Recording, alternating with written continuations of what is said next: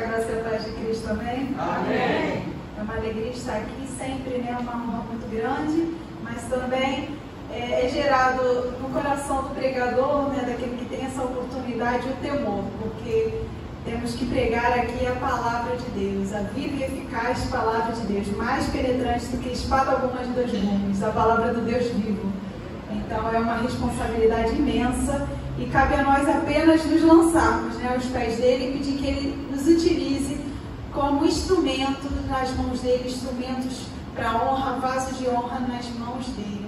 Agradeço mais uma vez a confiança e o privilégio que o pastor Edvan me concede nessa manhã de estar compartilhando a mensagem que Deus primeiramente colocou em meu coração para que essa manhã eu estivesse aqui com os irmãos, juntos, em comunhão, ouvindo a palavra de Deus maravilhosa que permanece para sempre. Peço à amada igreja que abra sua Bíblia na carta de Paulo aos Filipenses, capítulo de número 3, a partir do verso 17, faremos a leitura e terminaremos no capítulo 4, verso 1. Então, Filipenses, capítulo de número 3, versículos de 17 ao capítulo 4, versículo 1.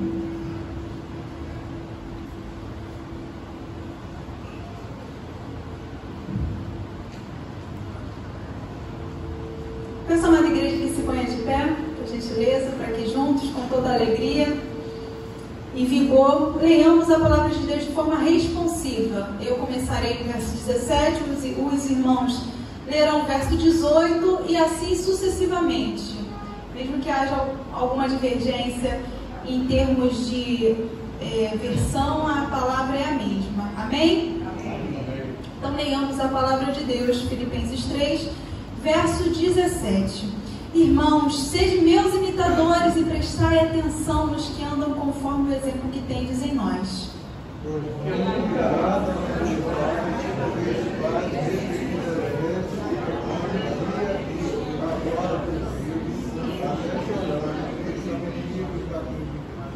Amém. Eu percebo que a divergência de versões é maior do que eu imaginava. Então, os irmãos ainda de pé, juntos, no mesmo propósito, eu farei a leitura. Amém? E seguiremos. Então, verso 18. Porque há muitos sobre os quais vos falei diversas vezes, e agora eu vos digo até chorando, que são inimigos da cruz de Cristo. O fim deles é a perdição. O Deus deles é o estômago. E a glória que eles têm baseia-se no que é vergonhoso. Eles se preocupam só com as coisas terrenas. Mas a nossa pátria está no céu, de onde também aguardamos um Salvador, o Senhor Jesus Cristo, que transformará o corpo da nossa humilhação para ser semelhante ao corpo da sua glória, pelo seu poder eficaz de sujeitar a si todas as coisas. Capítulo 4, verso 1. Portanto, meus irmãos, a quem amo e de quem tenho saudades, minha alegria e coroa, permanecer assim firmes no Senhor, amados. A igreja pode se sentar. Oh, Senhor Deus, amantíssimo Pai, está diante, ó Pai, de nós, do teu povo, a tua palavra. Que somente, ó Pai, a tua voz possa ecoar em nossos corações. Que o seu nome possa ser glorificado, que as nossas vidas possam ser aperfeiçoadas e que juntos possamos nutrir a grande expectativa da vida de Cristo para buscar a sua igreja. Em nome do teu Filho amado Jesus Cristo, que vive e reina para todo sempre. Amém. Amém. Glórias a Deus por isso. Então, quando foi me feito esse convite, eu já estava numa imersão no livro de Apocalipse, juntamente com os adolescentes. Foi o tema do último trimestre. Inclusive, hoje eles fizeram uma provinha. Espero que todos tenham ido maravilhosamente bem. A prova foi feita só realmente no recordar e viver, não era para desaprovar ninguém. E nesse mês de julho, né, em que foi estabelecido, direcionado por Deus através da vida do nosso pastor Edvan, esse mês escatológico, fazendo referência a essa doutrina bíblica, a escatologia, que fala sobre as últimas coisas, os últimos acontecimentos, o tempo do fim. E é interessante porque o próprio Jesus, e já foi aqui mencionado por diversas vezes no decorrer dos domingos, as menções que Jesus em seus sermões fez, os sermões proféticos que a gente pode verificar em Mateus 24, 25, ele próprio esclarecendo esse momento, a preparação, aquilo por o qual a igreja dele precisava estar preparada, atenta, vigilante. E a contagem regressiva para esse momento do fim se inicia com a ascensão de Cristo. Nós temos em Atos 1:11 que os anjos ali falando para os apóstolos que estavam ali observando atônitos a ascensão de Cristo. Então, varões galileus, aquele que, esse Senhor, esse Jesus que vocês estão vendo ascender aos céus, ele voltará. Então, é dado o ponto de partida para essa grande expectativa que começou lá na igreja primitiva e está diante de nós hoje. No entanto, a semelhança de uma mulher grávida, que a gente tem mães recém-tornadas mães com seus bebês, e a semelhança das mulheres grávidas que percebem estar prestes a dar à luz, pelos sinais descritos na palavra estarem cada vez mais evidentes, como a gente tem aqui comentado domingo após domingo, percebemos que Cristo está prestes a voltar. Por isso precisamos estar firmes nessa expectativa. E essa palavra é uma chamada para o título da mensagem desta manhã: firmes na expectativa da vinda de Cristo.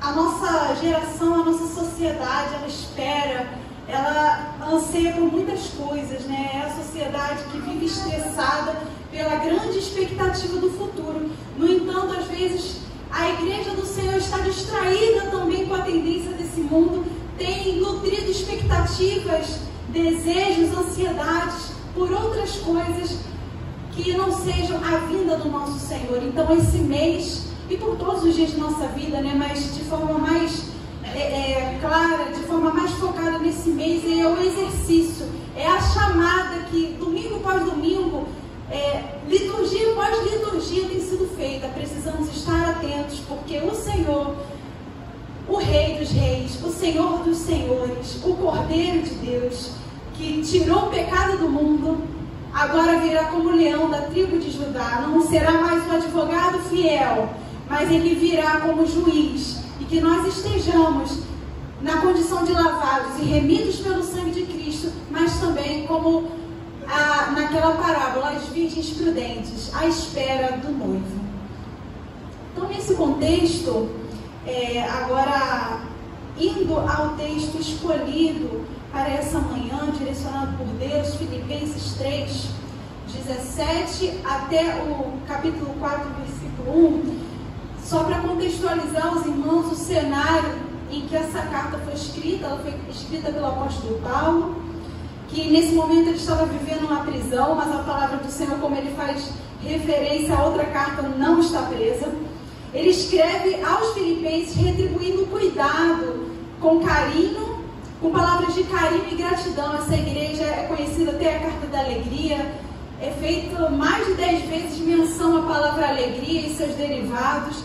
Realmente uma igreja que desde o princípio apoiou o apóstolo Paulo em sua caminhada, enviando Epafrodito, enviando ofertas, sustentando o apóstolo Paulo nessa caminhada. E esse apóstolo, sendo usado como instrumento de Deus também na vida dessa igreja, nunca perdeu a oportunidade de orientá-la. E uma dessas orientações, que é o contexto mais próximo da mensagem desta manhã, no capítulo 3, o apóstolo ele dá uma mensagem cercada de determinadas características que são valiosas para nós nesse tempo, nesse instante, nesse cenário que nós estamos aqui relembrando escatológico. A primeira mensagem que ele deixa patente aqui no capítulo 3 é um aviso contra os falsos profetas.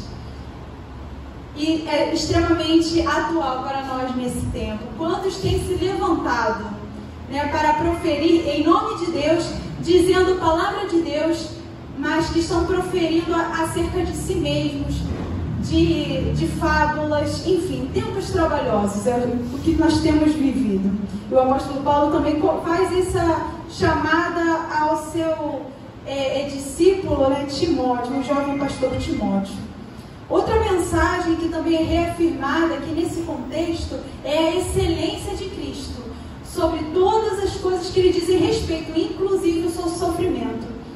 O apóstolo Paulo, né, que tem uma trajetória, digamos assim, humanamente falando, em sua sociedade, no seu tempo, uma trajetória louvável, uma excelente trajetória, desejável por outros, provavelmente. Aí ele conta, né, o assédio, ele fala o assédio dos falsos mestres, que são aqueles mesmos descritos, né, na mesma tendência dos descritos em Atos, que o pastor aqui fez menção no estudo bíblico da última quarta-feira, os judaizantes que queriam se assegurar e se firmar na lei, mas Cristo é superior à lei, é superior à circuncisão. Aquela aliança, a aliança das obras, era passada, foi naquele objetivo para sinalizar exteriormente aquela aliança com o povo de Israel, mas a aliança principal está no Cordeiro de Deus, que tira o pecado do mundo, o sangue de Cristo, a graça que nos salvou. Então, aquela igreja também sofria o assédio desses falsos mestres, né? E queriam falar da circuncisão. Então, Paulo, ele conta para aquela igreja o seu histórico de vida, que ele também era circuncidado ao 8º dia, era da tribo de Benjamim, fariseu, estudou aos pés de Gamaliel, enfim.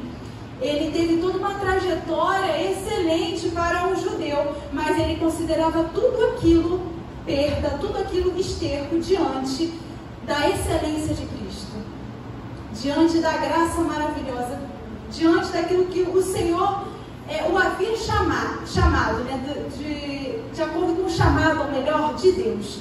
Diante do Senhor, diante de Cristo, diante da graça de Deus, tudo é considerado refúgio, tudo é considerado ínfimo, passageiro, corruptível. E o apóstolo Paulo estava reiterando essa verdade que nós precisamos reiterar para nós dia após dia, conforme mais percebemos a vida de Cristo, mais a excelência dele precisa ser verdade.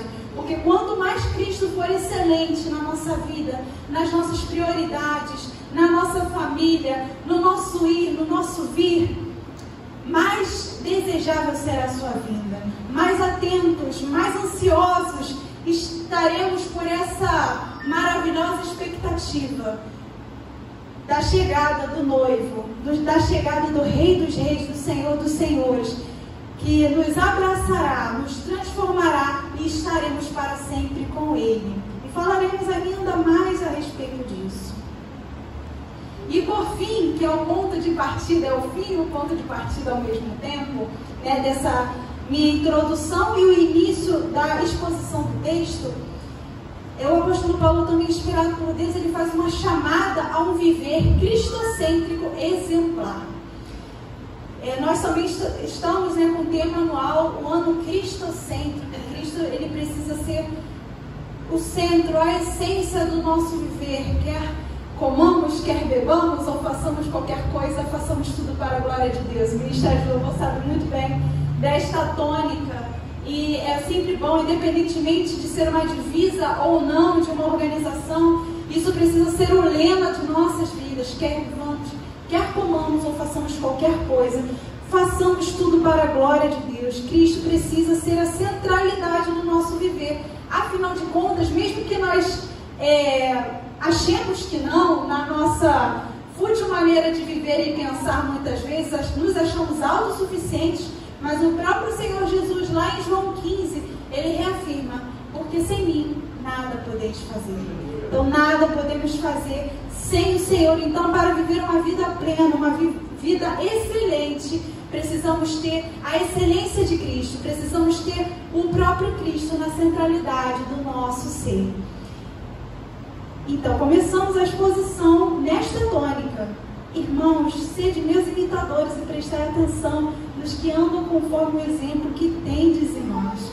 Então, ao desprezarmos o que éramos e avançarmos em direção a Cristo, nós nos tornamos verdadeiros cristãos, nós nos tornamos exemplo. Às vezes a gente tende a se esquivar disso, né? Até o pastor, eu fiz uma reflexão sobre essa expressão depois do pastor mencionar isso, pregar isso. Não olhe para mim não, olhe para Cristo. Né? Às vezes a gente tem essa tendência, até por uma questão de, não, realmente eu sou imperfeito, eu posso pecar, mas considerando isso, nós não podemos realmente nos esquivar dessa responsabilidade. Cristo é o perfeito, mas nós precisamos almejar a perfeição que há em Cristo. Outros servos precisam, e outros futuros servos de Cristo verão em nós o Cristo a quem servimos. Primeiro, eles nos lerão, depois eles lerão a palavra de Deus. A gente precisa se atentar a esse propósito, não somente esperar e dizer, poxa, que ousadia, apesar de ainda assim eu acreditar e considerar essa palavra muito usada do apóstolo Paulo, sede meus imitadores. Então ele tinha confiança, ele tinha certeza de que Cristo era a centralidade do seu ser, e que por isso todos aqueles que o seguissem ali, ele também endereçou essa chamada para Timóteo. Todos que os seguissem, seguiriam a Cristo com fidelidade. Então, meu Deus, que nós almejemos isso, que realmente as pessoas, ao olharem para nós, possam ter um exemplo de Cristo em nós. E o significado, pelo menos, é o que alguns distinguem no sentido do termo cristãos, não apenas seguidores de Cristo, mas de um significado mais profundo da sua origem, pequenos cristos, né? Os seguidores de Cristo, eles foram chamados assim como cristãos, primeiramente em Antioquia, pela primeira vez. E era, na verdade, uma fala mais pejorativa do que elogiosa. Pequenos cristos, né? Mas para nós é de fato elogiosa. Mas com o passar dos tempos, eu acho que temos perdido esse senso. E que qualquer por eu estar numa igreja evangélica, eu sou cristão. Por eu ter uma simpatia ao Evangelho, eu sou cristão. Mas, na verdade, os verdadeiros cristãos são aqueles que refletem como espelho, conforme até o apóstolo Paulo faz essa metáfora em outra carta. É como espelho refletir a luz de Cristo. Não é simplesmente uma questão ideológica. Eu creio em Cristo, eu já sou cristão. Ser cristão deve ser mais uma extensão muito maior do que da fé, do crer, mas é do agir e de ser semelhante a Cristo e de querer, assim como o apóstolo Paulo também declarou em Gálatas 6:20, vivo não mais eu, mas Cristo vive em mim. Então, ser cristão é viver toda essa profundidade e não simplesmente se considerar cristão por ser um seguidor. E forjados nessa verdade, aí sim, nós podemos dizer para aqueles que nos cercam, sede meus imitadores, porque eu sou de Cristo. E que assim seja em nossas vidas. E o apóstolo Paulo chamou a igreja, chamou a responsabilidade para si e para Timóteo e para todos aqueles que os cercavam nisso que distingue um cristão verdadeiramente do que aquele que só é um seguidor, um simpatizante. Então, irmãos, sejam meus imitadores e prestar atenção nos que amam conforme o exemplo que tendes em nós. Outra coisa também interessante que alguns usam como desculpa o não servir a Cristo, o não andar de forma fiel a Cristo pelo exemplo dos maus, daqueles que não estão à semelhança dos que andam em Cristo. Para ser cristão igual fulano, é melhor eu não ser cristão.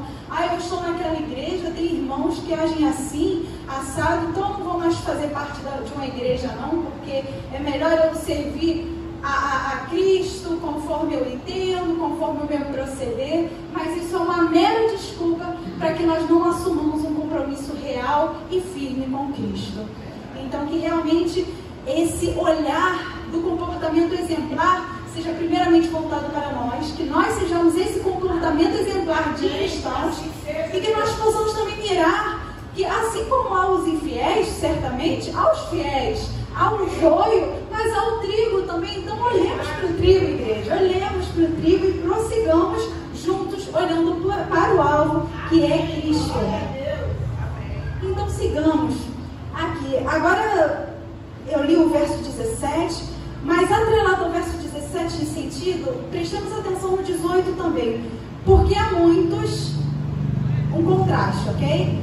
Então há os que são exemplares em Cristo, e agora nós entraremos no contraste, porque há muitos sobre os quais vos falei diversas vezes, e agora vos digo até chorando, que são inimigos de Cristo.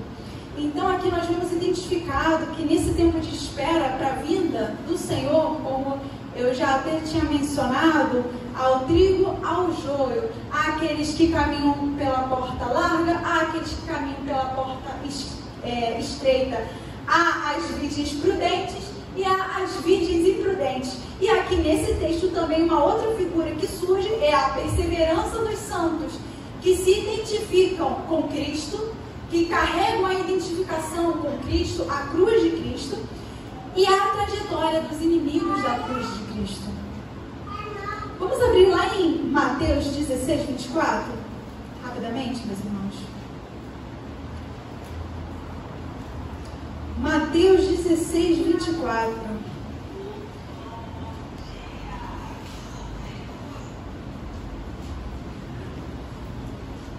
Mateus 16, 24 diz assim: Então Jesus disse aos discípulos: Se alguém quiser vir após mim, negue-se a si mesmo, tome a sua cruz e siga-me. Pois quem quiser preservar a sua vida irá perdê-la, mas quem perder a sua vida por minha causa, este a preservará. Então, interessante, isso é a sequência do próximo versículo.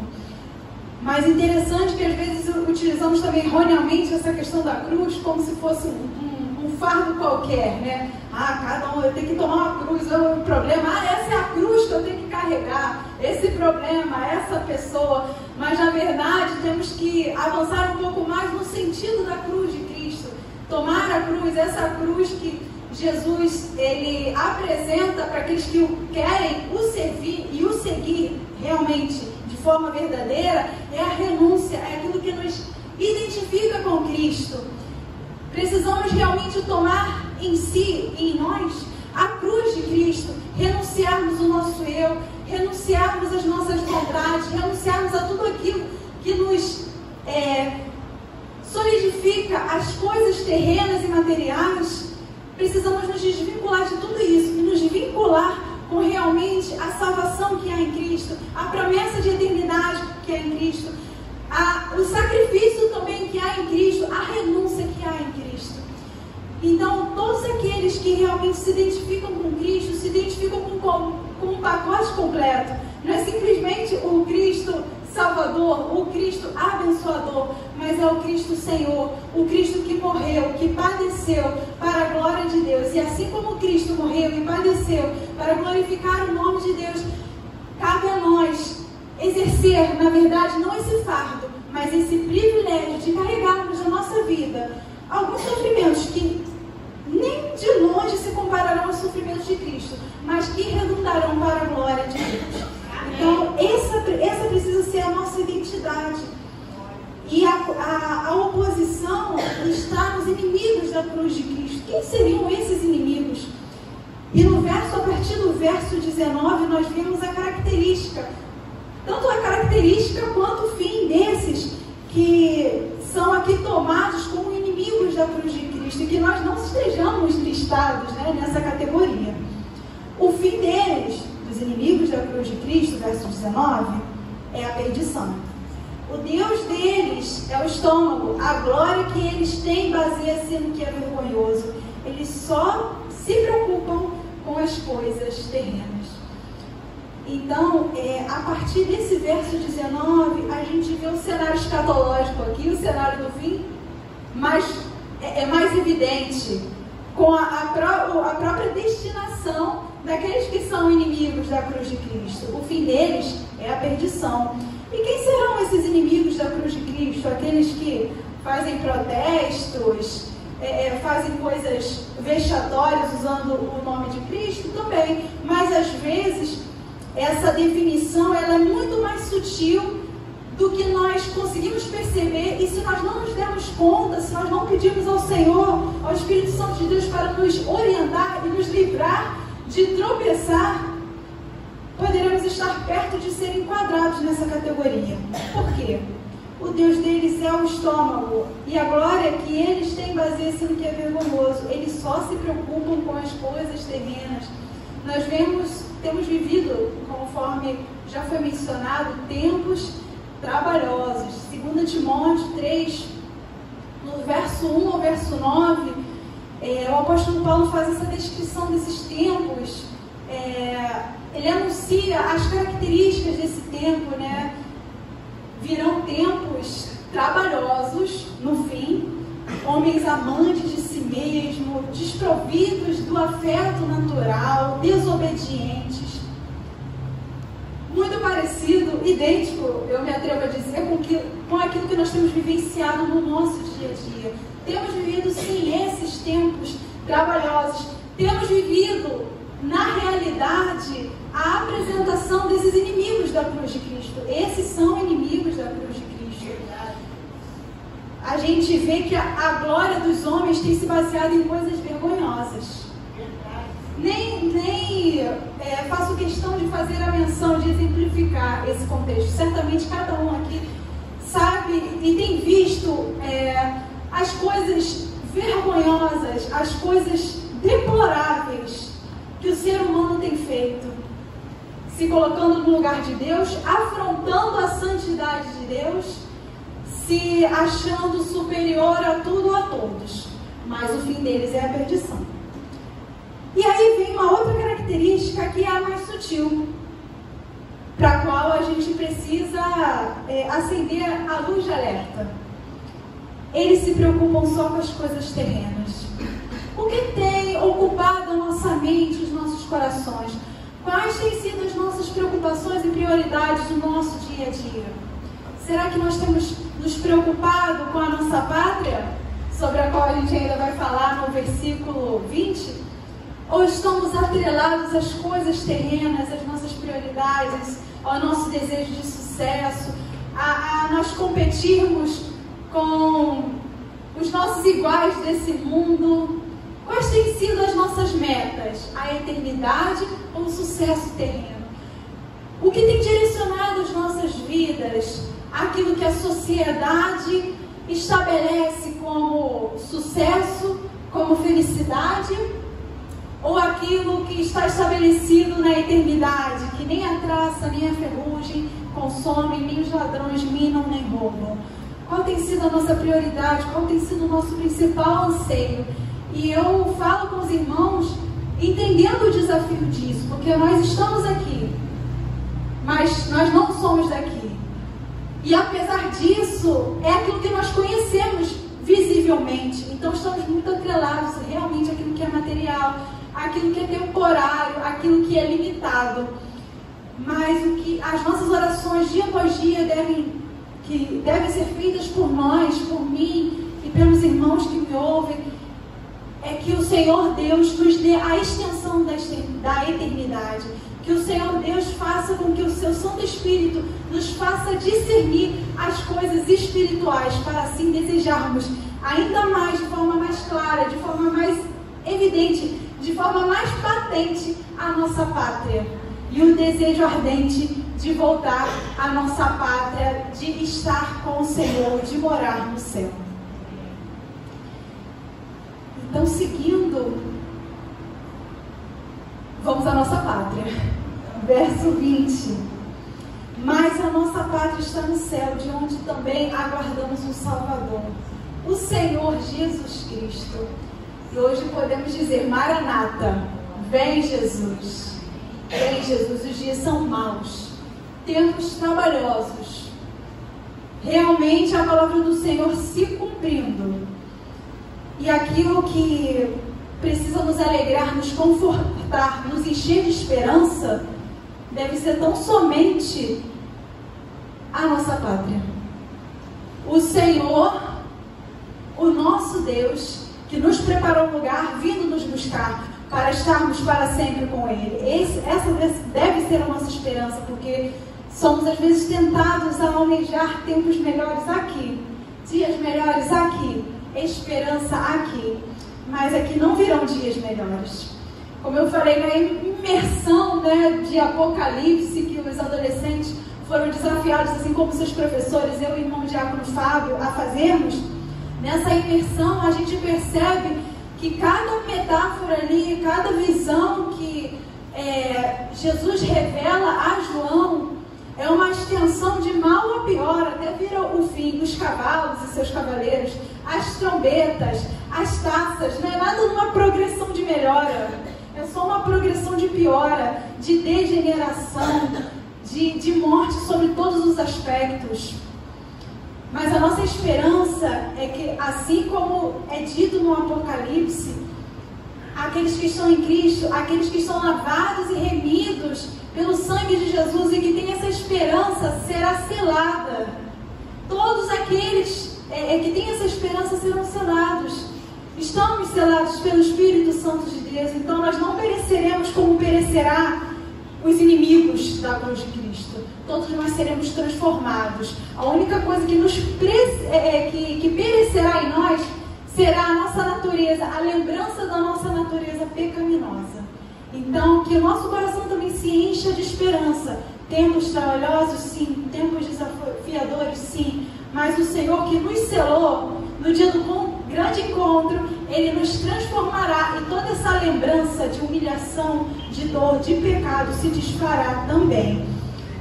Que é a sequência do versículo, né, que nós ainda leremos, mas ainda no foco do verso 20, eu gosto muito também da lembrança que o apóstolo Pedro faz aos da dispersão. São os judeus, né, que estavam localizados em várias regiões fora de Jerusalém. 1 Pedro 2,11 diz: exorto-vos como estrangeiros e peregrinos, que vos abstenhais de todos os desejos carnais que combatem contra a alma. Então, esse é o nosso combate. É nos abster de tudo aquilo que não provém do Senhor. Nos revestimos de toda a armadura de Deus, Efésios 6. E entendermos que aquele que nos guarda, ele não dorme. Que o Senhor dos Exércitos está conosco. Então a gente pode se aquietar e saber que Ele é Deus. Mas precisamos nos revestir de sua armadura. Precisamos realmente pedir ao Senhor: Senhor, que eu consiga, pelo Teu Santo Espírito, me abster de tudo aquilo que combate contra a alma, de tudo aquilo que não provém de Ti, de tudo aquilo que mancha a minha identidade de Cristo. E que nós a cada dia mais sejamos revestidos daquilo que nos identifica com Cristo. Amém. Que a espada do Espírito, a sua palavra, possa sempre ser o nosso principal referencial. Que em nossos lábios, em nossa vida, em nosso comportamento, possamos sempre exalar, demonstrar o uso da espada do Espírito. Tomados também pelo capacete da salvação, a certeza de que, conforme já foi dito aqui, agindo o Senhor, quem impedirá? Essa luta não é nossa. Essa luta não é contra a carne, contra o sangue, é contra os principados e potestades, mas o Senhor dos Exércitos está conosco. Os tempos são, sim, trabalhosos, mas o Senhor dos Exércitos está conosco. E com Ele somos mais do que vencedores.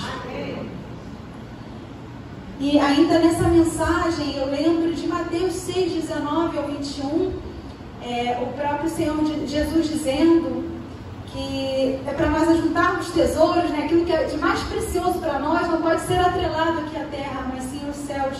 Porque onde estiver o teu tesouro, aí estará o teu coração. Onde estiver o teu coração, aí estará o teu tesouro, né? Mas eu acho que o sentido do versículo é primeiramente tesouro.